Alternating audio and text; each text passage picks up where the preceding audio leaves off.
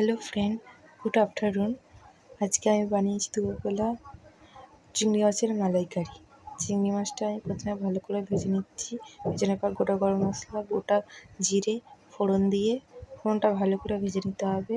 ভেজে নেওয়ার পর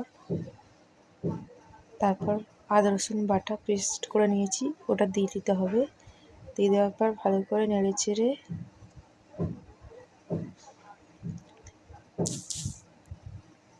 তারপর হলুদ, নুন, গুঁড়ো লঙ্কা, জিরে গুঁড়ো, ধনে গুঁড়ো সব দিয়ে দিলাম।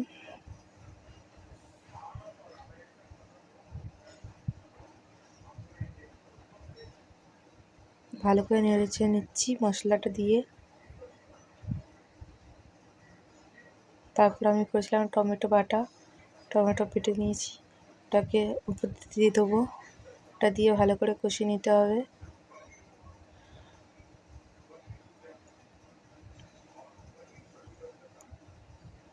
দিয়ে দিয়েছি টমেটো বাটা, তারপর ভালো করে একটু নেড়ে চেড়ে নিচ্ছি।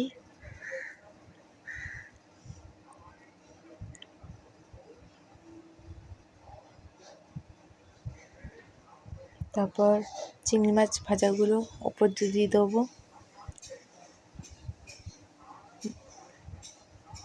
দিয়ে তার ভালো করে একটুখানি নেড়ে নিতে হবে।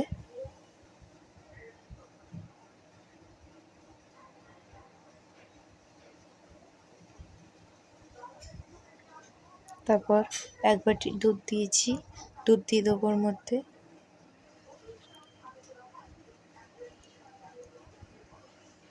তারপর একটু নেড়ে চেড়ে নেবো ভালো করে।